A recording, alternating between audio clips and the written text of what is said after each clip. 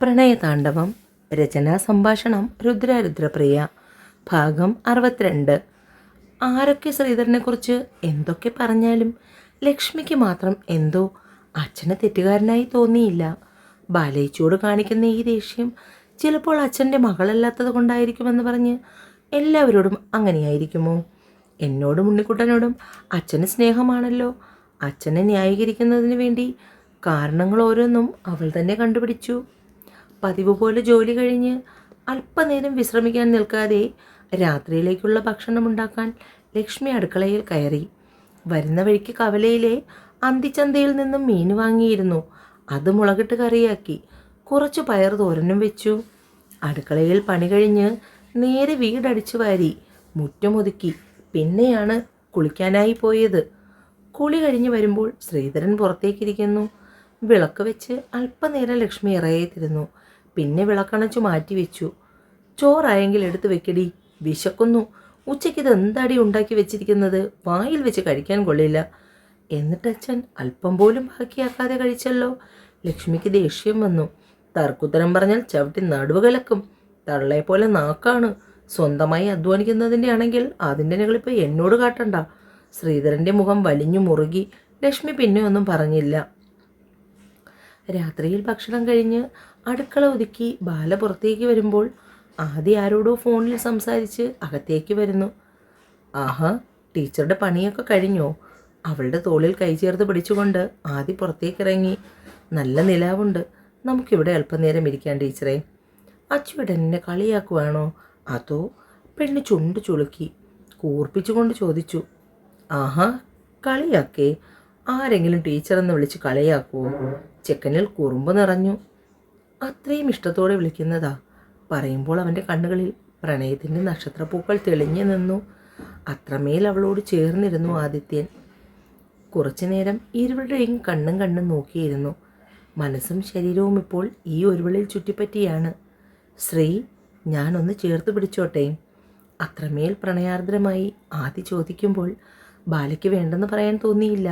പെണ്ണ് മുഖം കുനിച്ചു പിടിച്ചു നിന്നു. ആദി അവളെ വാരി പുണർന്നു. ഇതിനു മുൻപ് പലപ്പോഴും ആദി ബാലയെ ചേർത്ത് പിടിച്ചിട്ടുണ്ട്. പക്ഷേ ഇന്ന് അതിൽ നിന്നൊക്കെ വിപരീതമായി മനസ്സും ശരീരവും വല്ലാത്തൊരനുഭൂതിയിൽ നിറയുന്നു. ബാലയും അവനെ അറിയാതെ ചേർത്ത് പിടിച്ചു പോയി. എനിക്ക് എന്തിഷ്ടമാണെന്നോ പെണ്ണെ നിന്നെ. ബാലയുടെ കാതൂരം ചുണ്ടു ചേർത്തുകൊണ്ട് ആദി പറഞ്ഞു. ബാലയുടെ കൈ അറിയാതെ അവനിൽ മുറുകി. ആദി അവളിൽ നിന്നും അകന്നു മാറുമ്പോൾ ബാലയ്ക്ക് അവനെ മുഖമുയർത്തി നോക്കാൻ തന്നെ നാണം തോന്നി. തൻ്റെ ചേർത്ത് പിടിക്കലിൽ ചുവന്നു പോയ പെണ്ണിനെ കണ്ടപ്പോൾ ആദ്യം അവളുടെ മുഖം തൻ്റെ നേർക്കാക്കി. ഇരു കൈകൊണ്ടും അവളുടെ മുഖം കൈക്കുമ്പിളിലെടുത്തു. ചുവന്നു തുടുത്ത പെണ്ണിൻ്റെ കവിളിൽ ചുണ്ടു ചേർത്തു. ബാല അറിയാതെ കണ്ണുകൾ കൂമ്പിപ്പോയി. എനിക്ക് എന്തിഷ്ടമാണെന്നോ? അവളുടെ മുഴുക്കം മുഴുവൻ ആദ്യ ചുംബനം കൊണ്ട് മൂടി. അവസാനം അവളുടെ ചുണ്ടിൽ അവൻ്റെ ചുണ്ടുകൾ അമർന്നതും പെണ്ണ് പിടഞ്ഞുപോയി. അവനിലേക്കുള്ള പിടി മുറുകി. ഒന്ന് കുതറി മാറാൻ കഴിയുന്നതിന് മുൻപേ തന്നെ ആദ്യം അവളുടെ ചുണ്ടുകളെ കവർന്നിരുന്നു. അത്രമേൽ മൃദുവായി. അവളുടെ കൈനഖങ്ങൾ അവൻ്റെ നെഞ്ചിൽ അമർന്നു. ആദ്യമായി അറിയുന്ന ചുംബനത്തിൻ്റെ ആലസ്യത്തിൽ പെണ്ണ് തളർന്നു. ആദ്യം അവളെ അപ്പാടെ തന്നിലേക്ക് ചേർത്ത് പിടിച്ചു. ഒടുവിൽ അവളുടെ നാവും ചുണ്ടും അവൻ ചുഴറ്റിയെടുത്തു. പെണ്ണിൻ്റെ കുറുകലുകൾ കൂടി. ഒടുവിൽ അവളെ ബലമായി തള്ളി മാറ്റി. അപ്പോഴേക്കും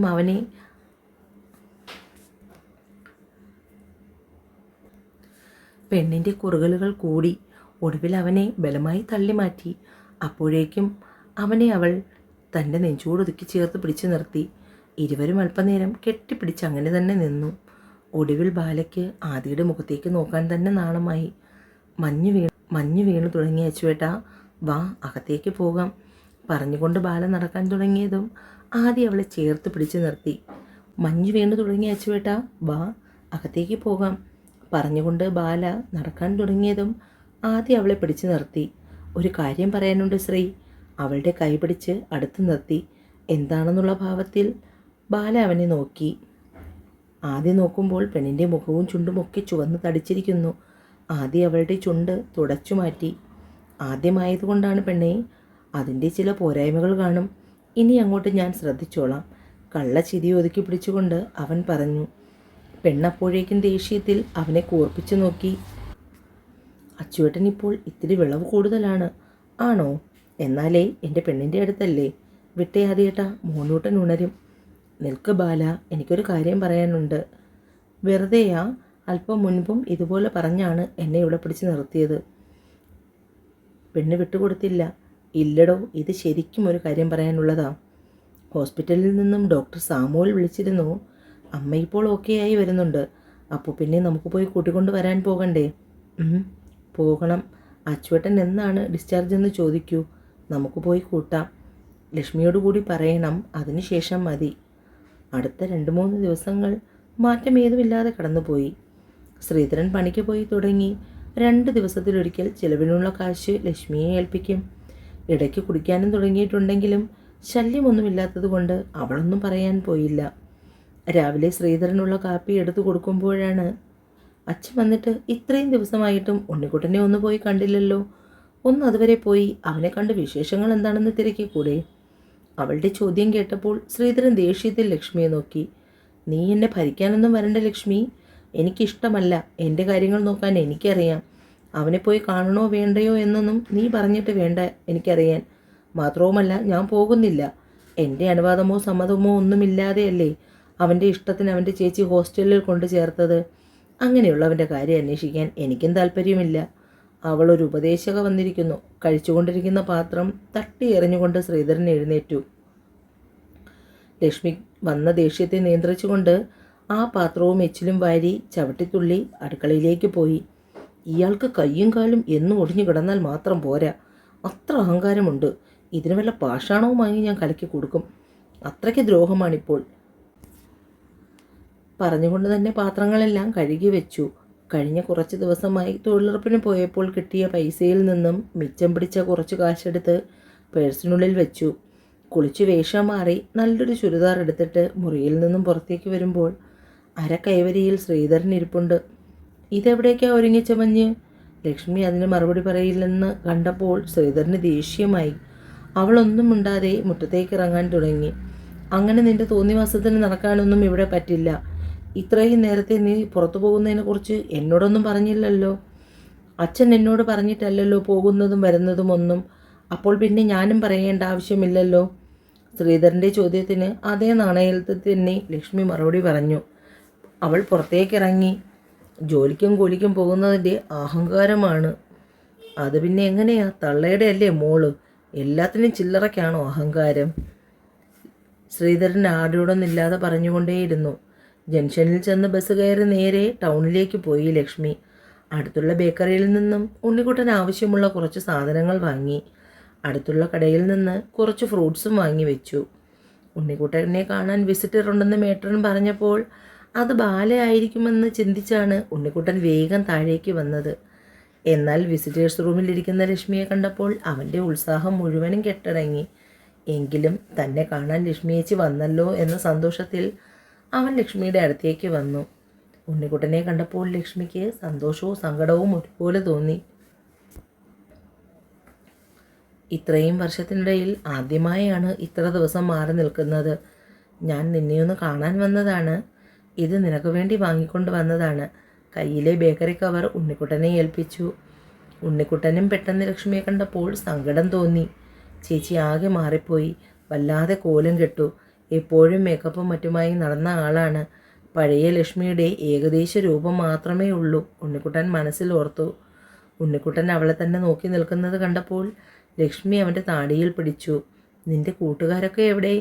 ചുറ്റുപാടും കണ്ണോടിച്ചുകൊണ്ട് ലക്ഷ്മി ചോദിച്ചു. ഉണ്ണിക്കുട്ടൻ സന്തോഷത്തോടെ ലക്ഷ്മിയെയും വിളിച്ചുകൊണ്ട് അവൻ്റെ റൂമിൽ പോയി. ഫ്രണ്ട്സിനെയൊക്കെ പരിചയപ്പെടുത്തി. ഉണ്ണിക്കുട്ടൻ്റെ ചേച്ചിയാണെന്ന് പറയുമ്പോൾ അവൻ അത്രയും സ്നേഹമായിരുന്നു. നീ മേട്ടനോട് ചോദിച്ച് വരികയാണെങ്കിൽ നമുക്ക് ഹോസ്പിറ്റലിൽ പോയി അമ്മയെ കാണാം. അത് കഴിഞ്ഞ് ഞാൻ നിന്നെ ഇവിടെ കൊണ്ടുവന്നാക്കിയിട്ട് വീട്ടിലേക്ക് പോകാം. അമ്മയെ ഇപ്പോൾ കാണാൻ പോകുന്നു എന്ന് കേട്ടപ്പോൾ ഉണ്ണിക്കുട്ടൻ്റെ സന്തോഷം അടക്കാനായില്ല. അവൻ വേഗം ഡ്രസ്സ് മാറി ഇറങ്ങി വന്നു. ഉണ്ണിക്കുട്ടനെയും കൂട്ടി നേരെ ലക്ഷ്മി മേട്ടറിൻ്റെ അടുത്തേക്ക് പോയി. കുറേ നാളുകൾക്ക് ശേഷമായിരുന്നു അത്രയും സന്തോഷത്തോടു കൂടി ഉണ്ണിക്കുട്ടൻ ലക്ഷ്മിയോടൊപ്പം സമയം ചെലവഴിച്ചത്. ഹോസ്പിറ്റലിലെത്തി ഓട്ടോയ്ക്ക് കാശും കൊടുത്ത് ലക്ഷ്മി ഇറങ്ങും മുന്നേ തന്നെ ഉണ്ണിക്കുട്ടൻ അകത്തേക്ക് ഓടി. ഉണ്ണിക്കുട്ടൻ്റെ ഒപ്പത്തിനെത്താൻ ലക്ഷ്മിക്ക് ഓടേണ്ടി വന്നു.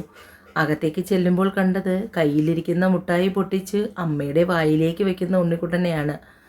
ആ മുഖത്ത് നിറഞ്ഞ പുഞ്ചിരിയാണ്. എന്നാൽ തന്നെ കണ്ടപ്പോൾ അത് മങ്ങുന്നത് ലക്ഷ്മി കണ്ടു. എന്നാൽ അവൾ അതൊന്നും കാര്യമാക്കാതെ അമ്മയുടെ അടുത്തേക്ക് ചെന്ന് ആ കൈകളിൽ പിടിച്ചു. ഇതുവരെ താൻ ചെയ്തതൊക്കെ തെറ്റായിരുന്നെന്ന തോന്നൽ ആദ്യമായി ലക്ഷ്മിക്കുണ്ടായി. സുമയും അവളെ മുഖമുയർത്തി ഇടയ്ക്കൊന്ന് നോക്കി. അപ്പോൾ കണ്ടു അവളുടെ നിറഞ്ഞ കണ്ണുകൾ. കയ്യിലിരുന്ന ഫ്രൂട്ട്സിൻ്റെ ബാഗ് കട്ടിലിൽ വെച്ച് അതിൽ നിന്നും ഒരു ഓറഞ്ച് എടുത്ത് തൊലി പൊളിച്ച് ഒരല്ലി അമ്മയുടെ വായിക്ക് നേരെ നീട്ടുമ്പോൾ സുമ ആദ്യം വായ തുറക്കാതെ മുഖം വെട്ടിച്ചു. അപ്പോഴേക്കും ലക്ഷ്മിക്ക് സങ്കടം തോന്നി. അവളുടെ കണ്ണ് നിറഞ്ഞുകൊണ്ട് കൈ അറിയാതെ പിൻവലിഞ്ഞു. എന്നാൽ സുമ ആ കയ്യിൽ പിടിച്ച് തൻ്റെ വായിലേക്ക് വെച്ചു.